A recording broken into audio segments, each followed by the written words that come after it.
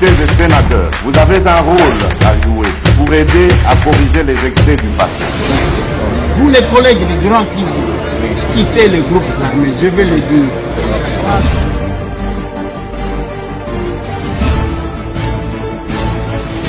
Allez, bienvenue mesdames et messieurs, bon retour à moi-même, je suis à Kinshasa, la capitale de la République démocratique du Congo, mon pays.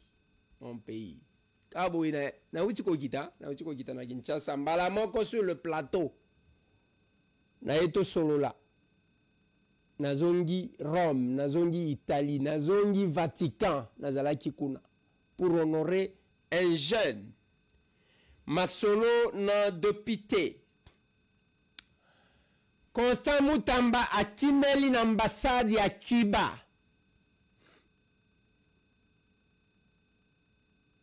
Azawapi. Dans ces numéros de l'émission.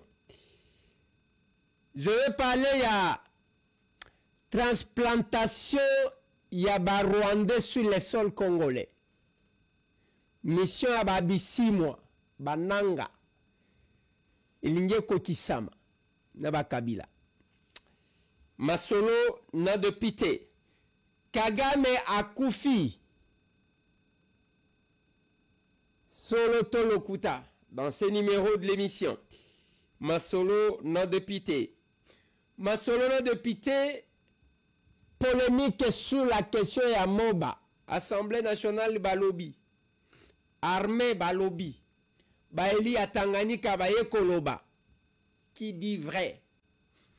Dans ces numéros, l'émission Masolo na dépité. Masolo na dépité, je vais parler, il y a conséquences, il y a bambouteillage na Kinshasa, la capitale.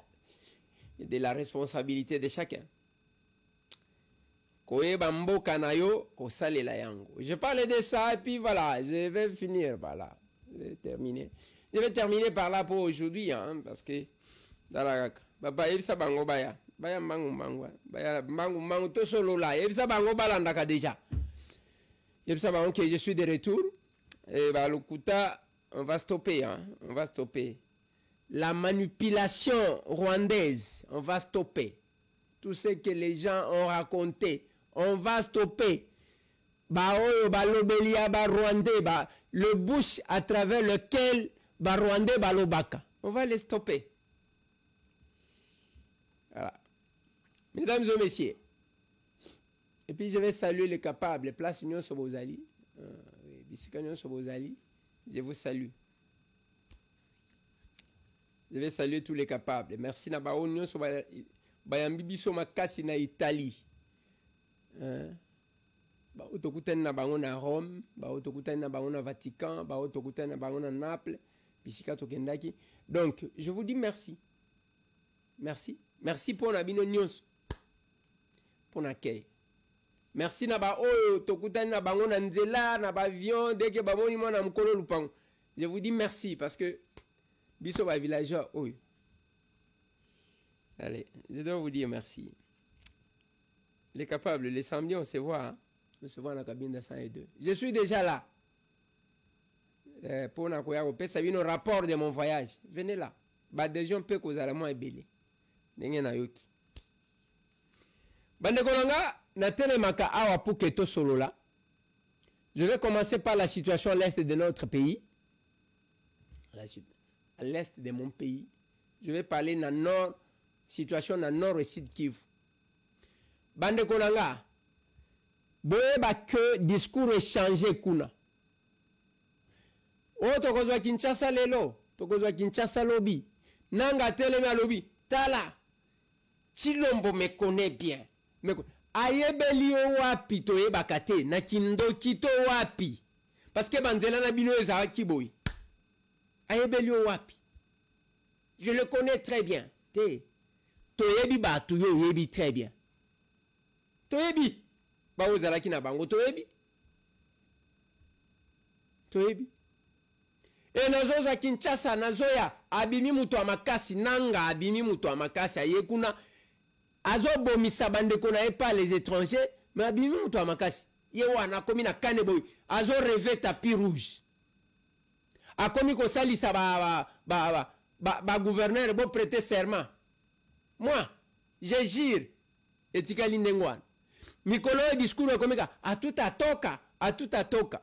Pour le moment, bande konanga na tali sakibin. Babus ekei na saki. Ezui batu wana balobi bazaba Rwandais bazozonga epana bango. Insécurité bandi, je vous ai dit, il faut faire attention. Parce que neye bazolo bawana ndeba bakomaka. Nous avons 400 000 familles à réfugiés congolais bakenda depuis 30 ans. Tu vas kate soki bakenda pona el Kamuni. Et aujourd'hui, banomé mutumoko un certain comment on est nani? Attends. Mungimba soki mungimba Jean soki Jean nani? Banome ye balobi yenda ko bana ko s'occuper na makambu ya ba réfugiés soki ndeni bande konanga. Les nanga, les bisi mo ndenge besoin na groupe na bango wan. Bako tikalaka ko répondre na onyo sezo le kana est na vie na bango avant que muto akufa. Bako tikala ko répondre, ils vont répondre. Bako répondre nango. Lelo, qu'est-ce qui se passe? Ce sont les Rwandais. Babeti bino, eloko ya Kagame. O Kagame akufi. Il ne faut pas rester distrait. Na biloko wan. Et je vous dis que c'est un système, même ceux qui les lois akufi, au commandant mususu a telemi wana parce que bâti en place un système. Il ne faut pas distraire bino, ceux qui akufi oui, akukufa za mutu. Et bon, comment on a des médias nyonso, des médias étrangers qui annoncé yang. Pour le moment, ne vous laissez pas distraire par ça. Restons concentrés. Parce que Moutouana a la stratégie, babengi ke aya ko signer accord na États-Unis à quoi maladie à l'okuta. Les Rwandais toyebi ba pratique na bango na ba comportement na bango. Mais la confusion pour le moment Mokilignon se balukeli bango. Voilà pourquoi biso automatique ba affiche papa tchelanga affiche wa. Na lobby Fati mérite d'être soutenu. Misusu na lobby Fati merci pour la diplomatie. Na tchango na Kinshasa. Il mérite d'être soutenu. Merci pour la diplomatie parce que Kagame beti biso côté abenda kabatu bao ba mesana koboma. Kota mandu kibiso tolobite kuna tokoyate. Yaka kota diplomatie tango aye taka. O babenga kana chiluba kaboyenga taka na mutu. Taka yewana a paniqué pour le moment azo respirer lisusu bien te. Et koti koza la beti bor wana pona koboya ko kende ko signer. Pona ko répondre parce que il se voit au bout. Alors qu'est-ce qu'il fait? Abengi babisimo, abengi bananga, abengi bakabila lobi. Vous devez exécuter ça. Il faut bo repeupler ba zone oyo batu babegana ki pona masasi babilanga ya batu akabeli ango batu. Bazo kabela kango ba Rwandais. Tala batu. Et vous voyez un Congolais, un vrai Congolais soutenir. Bozo yebata valeur ya mboka na binote. Tango zomona oh, il y a l'image là. Oh là là là là là là.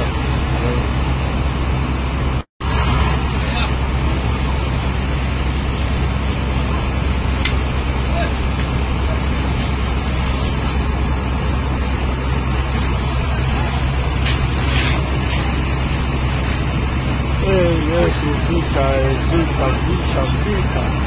Mwachane msuwane we. Oh la la la la la la.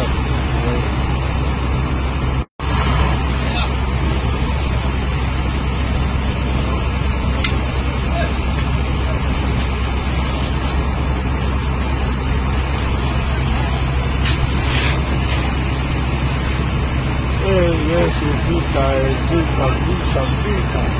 Mwachane msuwane we. Okomona ba étranger bazobunda pona ko chimbola. Bazo chimbola nini? Bazo welela nini? Mabele na bino. Ebino moko bozaka na kati ya mabina. Okomona muto azi mwana na ye, ali bango wana bazo bina ka mikolo nyonso na réseaux sociaux. Na mikolo na bana kobina na kobina après nzala nzala bo vandeli liko mabele na bino yango na batu bazobundela yango mabele na bino yango e ba mususu tangu bazozo mbongo wana bakomi ba patron ndengo moni oyo ake komenase président ya tribunal et chinois président ya tribunal dans son pays yo kende komenase ye bozo sakana na niveau oyo pona nini degré ya kosakana bandeko eza pasi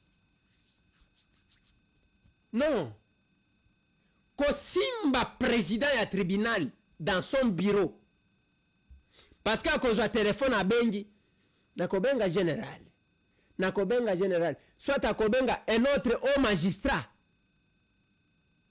pour humilier un président ya tribunal bandeko tozo kende wapi ngana lobaka na bino la justice élève une nation et biso ndenge tozaboy biso batu tokenda ba prison soki na moni nazana likamu na bango nakomaka mwana malamu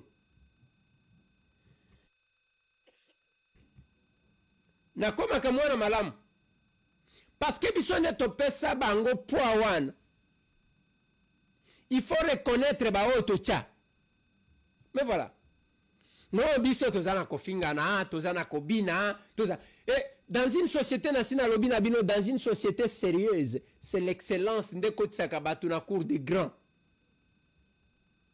awa lelo epa na biso médiocrité muto akobanda kobina kobanda kosala buzoba muto akoloba n'importe quoi et puis omoni bakonzi babandi kobenga ye bazo pesa ye mbongo finga oyo finga tango zo pesa ye mbongo afinga mutu boye lobi akofinga yo lobi akofinga yo bango mukolo kozanga kopesa ye akofinga yo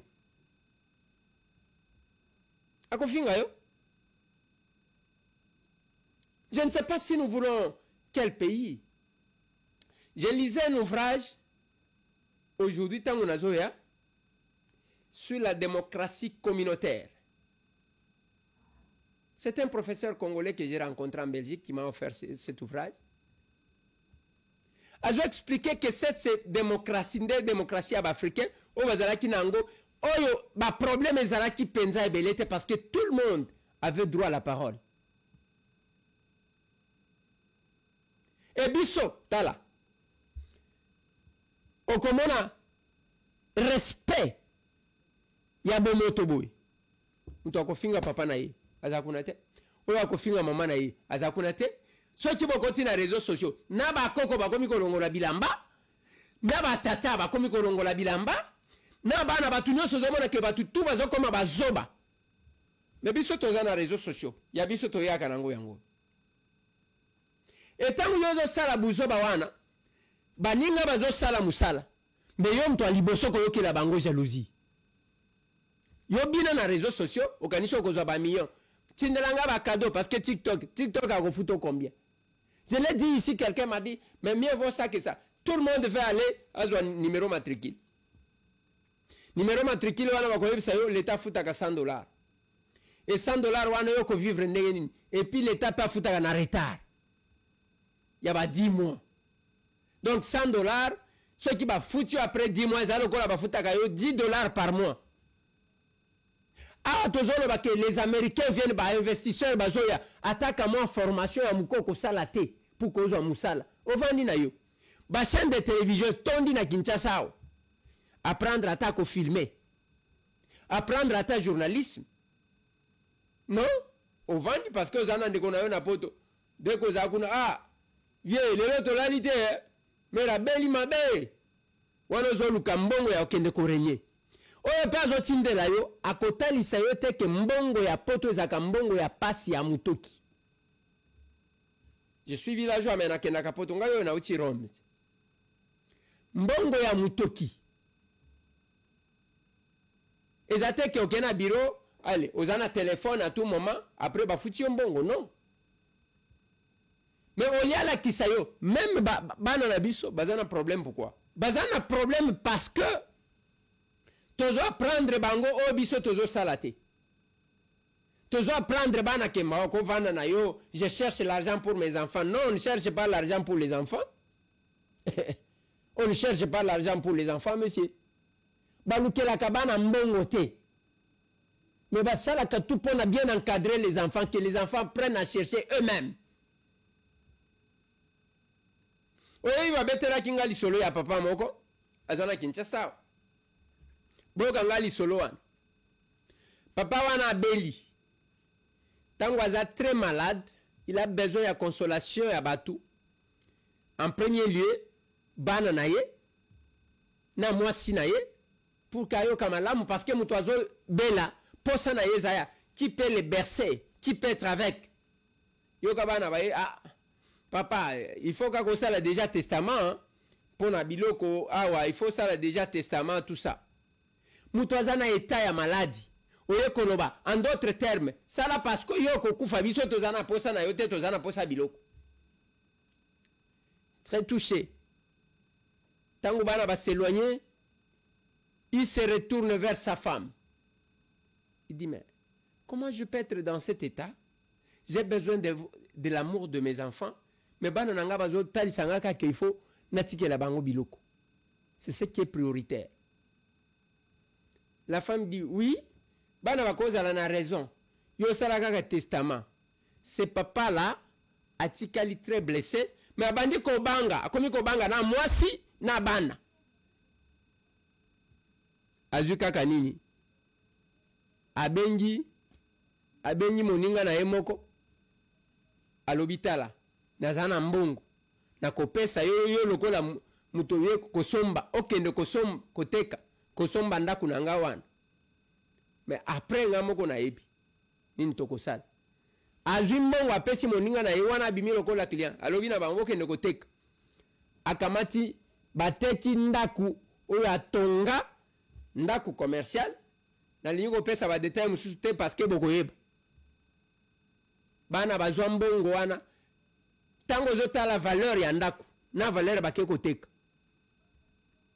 eloko osaleli omoneli pasite bazwi bakaboli mbongo après sili tata wana tikala kaka na mwa eloko na ye muke na babanlie kuna pe babandi kokende kolandaka ye tala degré tala niveau tokoma olie bana bakola ba prendre baboti en charge te bana baza kuna baboti bazo continuer ka kozwa bango charge ti bakokufa parce que pona nini parce que tozobina papa zana mbongo kosala ambiance. Voilà ce que ça donne.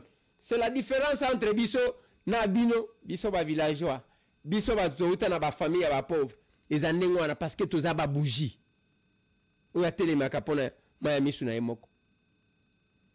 Lelo bande konanga notre pays avec tout ce qui a comme richesse. Tala ba embouteillage to normaliser makambu nyos na lobaka na Assemblée nationale.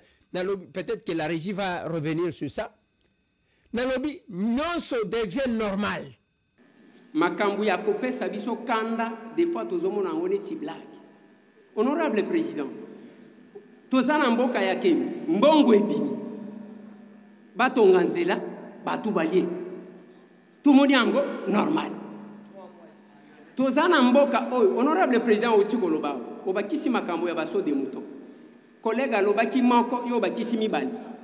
C'est que batu balia na bango mbongo bavanda nango tomona pe normal embouteillage nyonso tozali ko vivre lelo impossible de se promener à Kinshasa 4 heures de route tozomona ngo normal minéré tozoyemba mikolo nyonso ke tozana minéré belé bazo piller yango tozomona ngo normal.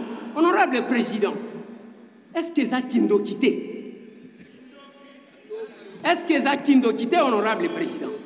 Parce que nazotala ba makambo ezalia okomona honorable président banzela awa na Congo en dépit ya ba nombre ya ba mining oyo tozomona ezo ya kolata awa bayena mboka na ngai soki bayena walungu bapesi walungu mining mais walungu mining wana bakosalela bana walungu nini eloko te.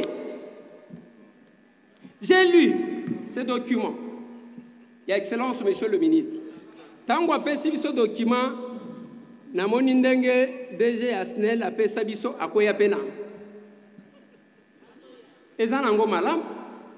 Mais bato bakanisaka te ke tozana sens ya kotanga te na kotala o eza na kati. Honorable Président, notre collègue qui a initié cette question orale a bien expliqué. Non, il a expliqué même la situation de nos populations. Tant que bazo sa la carte, oyo, balobi soit qui n'a lobi tata et amal. Bon, honorable président, tant qu'on a zoté la carte, document oyo. D'abord, le ministre a commencé par nous expliquer c'est quoi les carrés miniers. Ayeko baki biso alobi périmètre minier. Alobi na périmètre minier et kotiko kotata 400 carrés miniers. Si quoi asali ba carte. Tant qu'on asali ba carte, si quoi asali légende ya ba carte honorable président. Na légende ya ba carte wan azotalisa. Ceux qui bomoni couleur boye eza territoire. Ceux qui ont moni couleur boye eza nzela. Ceux qui ont moni couleur boye eza nzela ya muke. Ceux qui ont moni atali sibiso. Mais nulle part atali sike. Ceux qui ont moni couleur boye batu bazala kawan. Voilà ce qui fait qu'aujourd'hui, biso batu toloba les peuples d'abord, honorable président Toso Kamabe.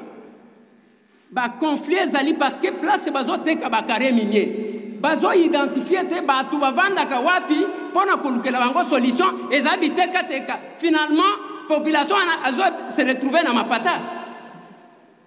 Honorable président, honorable membre du bureau. Tozala kana jekamine. Tozala kana miba. Tozala kina sokimo. Ba société wana mike tozala kanango. Il faut que mon abisika ezalaki implanté que poto ezalaki wana.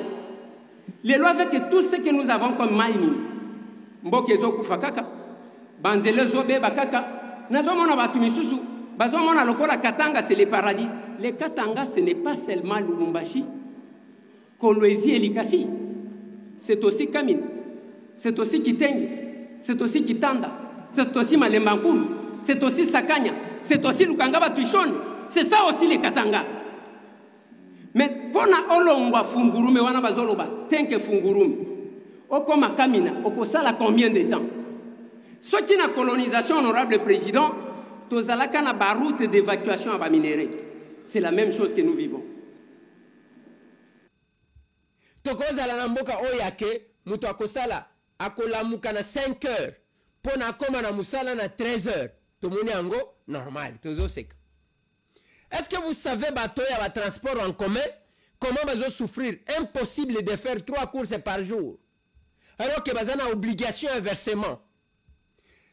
La même chose, maman, Azaki, ko somba biloko na yena bazigida, pona kende koteka.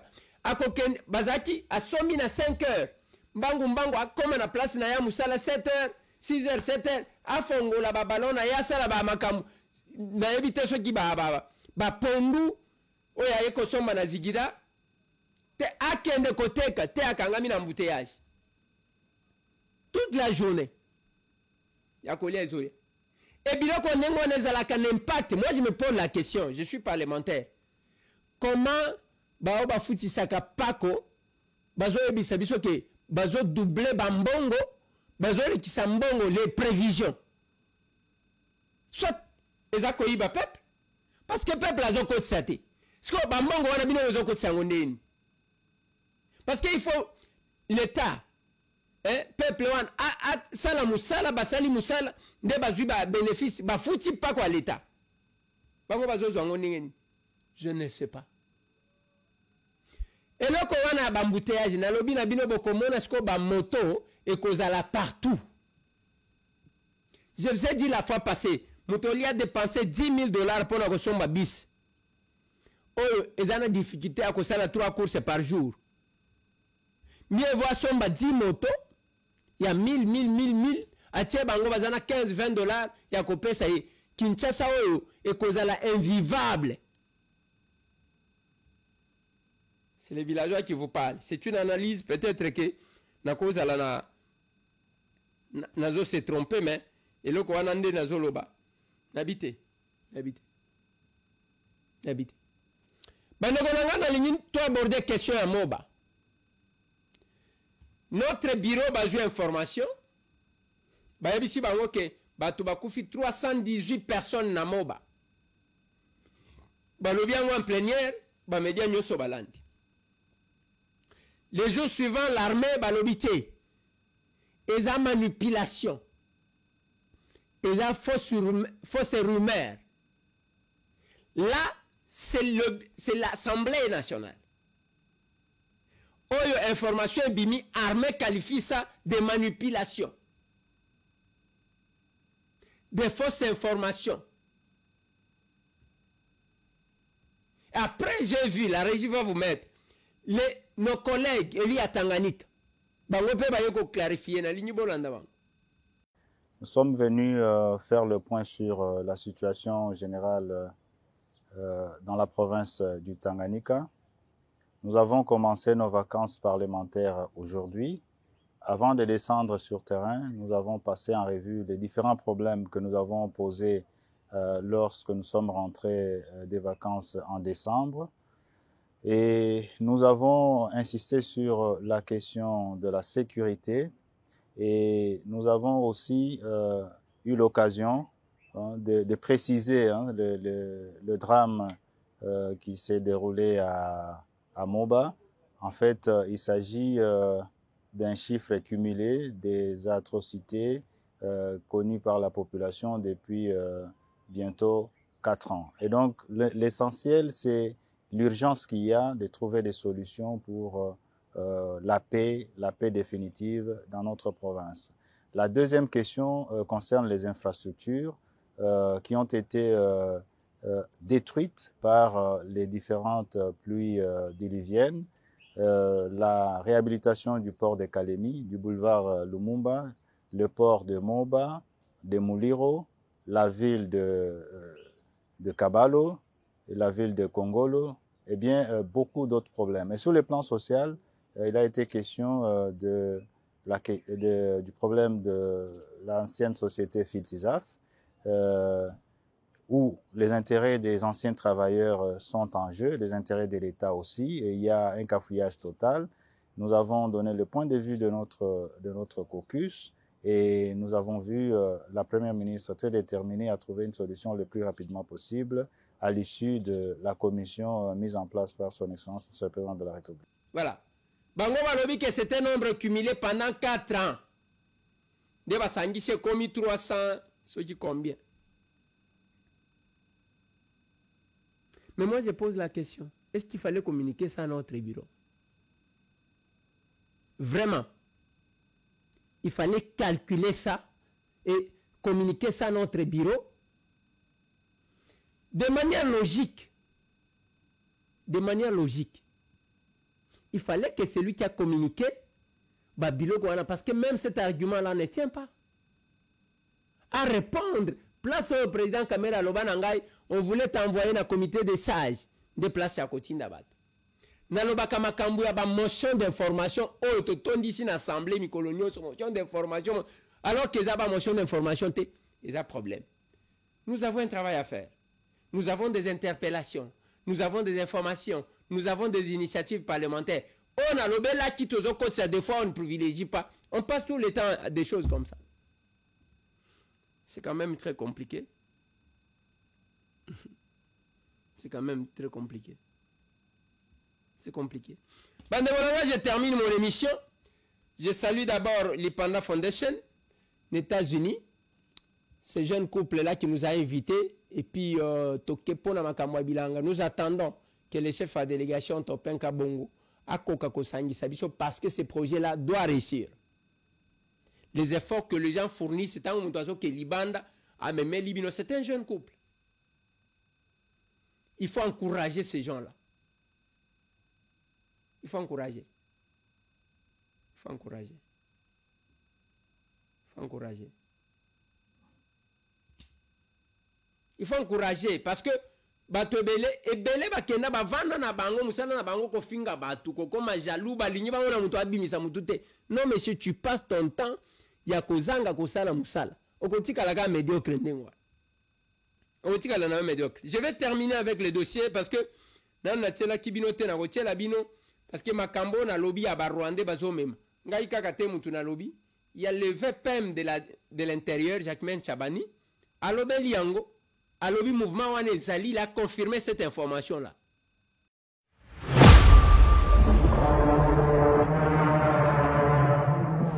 Il se passe des choses extrêmement graves, affreuses dans les territoires occupés, et nos populations vivent dans des conditions extrêmement inacceptables qui sont à un niveau inimaginable en termes des droits humains.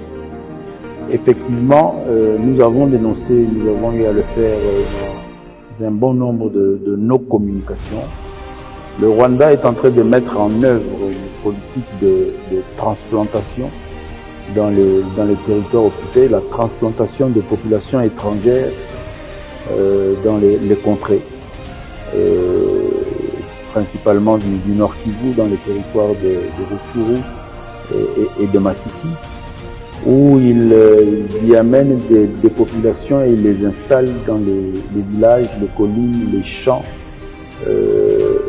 qui étaient jadis occupés par des populations congolaises qui ont dû fuir leur maison dû à l'insécurité. Ça, c'est une réalité que nous avons dénoncée.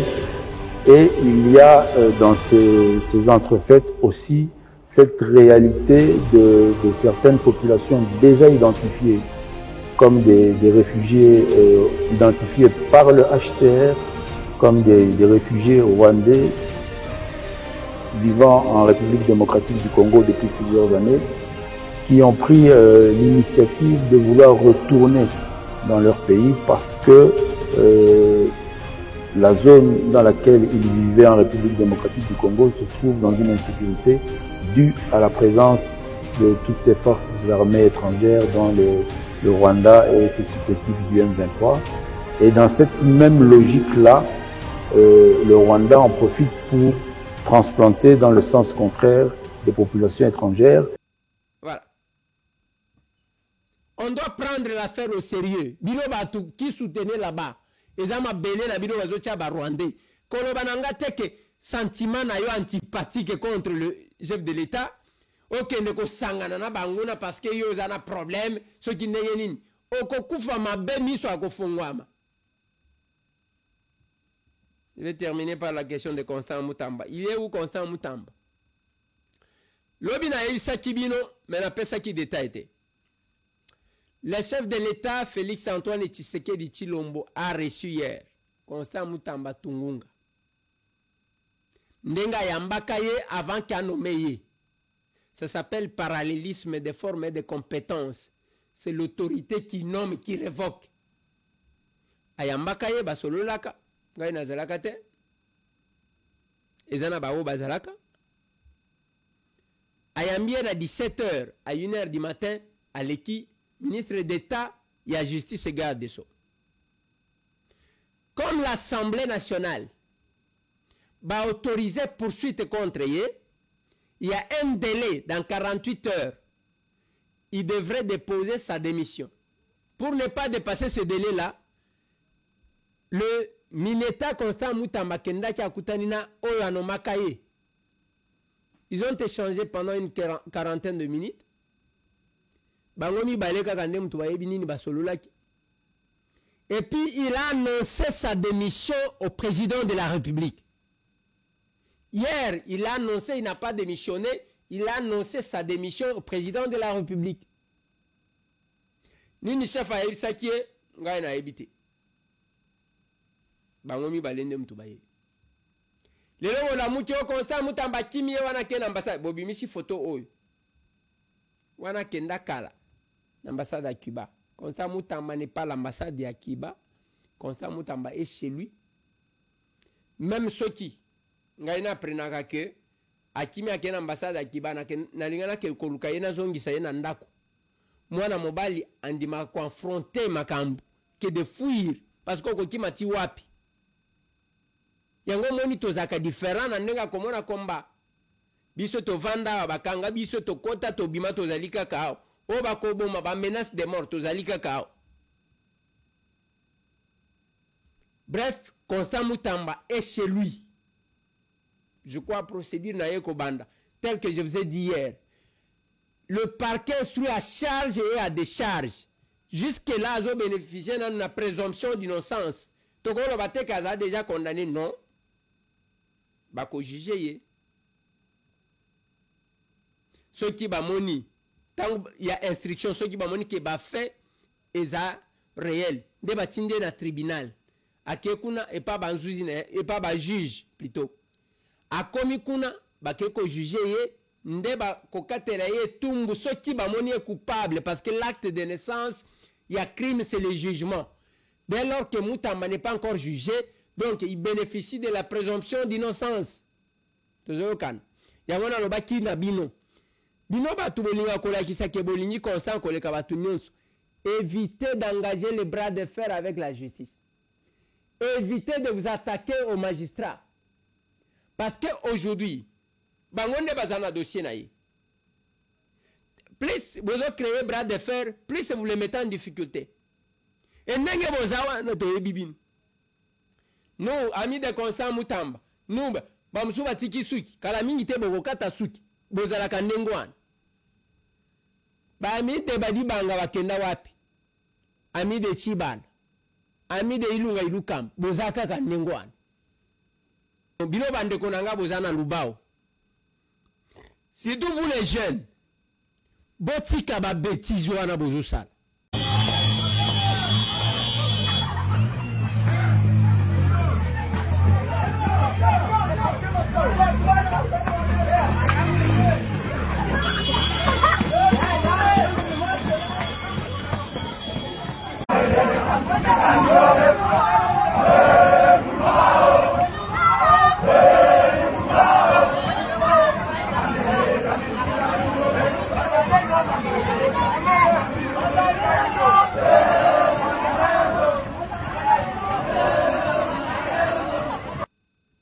Bêtise.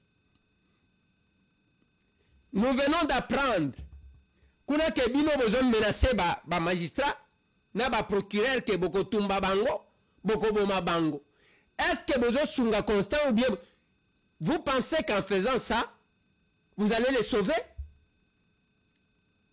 Et bango ba kobanga bino? Je vous dis quelque chose. Magambo nalobaki ango tangu ya problème ya matata en assemblée. Nalobaki que les bras de fer que l'Assemblée nationale a créé contre les magistrats, contre la Cour constitutionnelle, ça va desservir matata. Ça a précipité sa condamnation. Batouana ozomona basali ba carrière na bango na musala wana. Et awa natali sabino l'arrestation de Kamere, l'arrestation de Kabound, mon arrestation, l'arrestation de Johnny Dongala, l'arrestation Bato Bakanga Kanga, ça n'a rien changé les marches.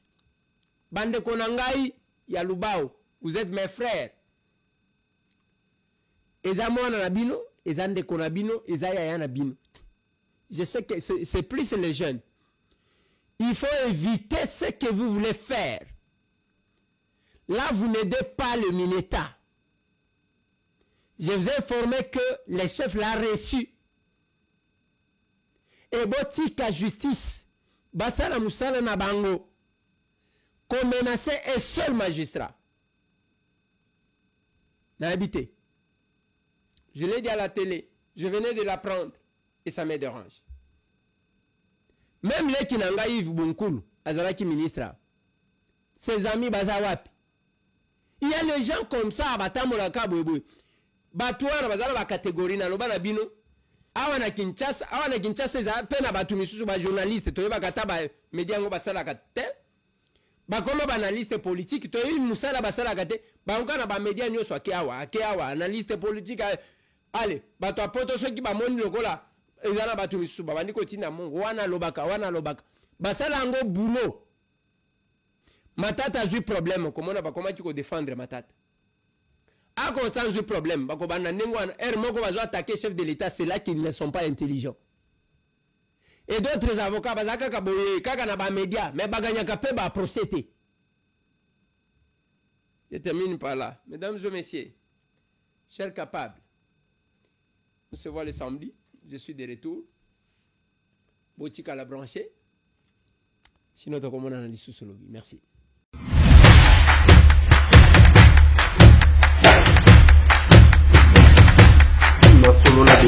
Honorables députés et sénateurs, vous avez un rôle à jouer pour aider à corriger les excès du passé. Vous les collègues du Grand Kivu, quittez les groupes armés, je vais le dire.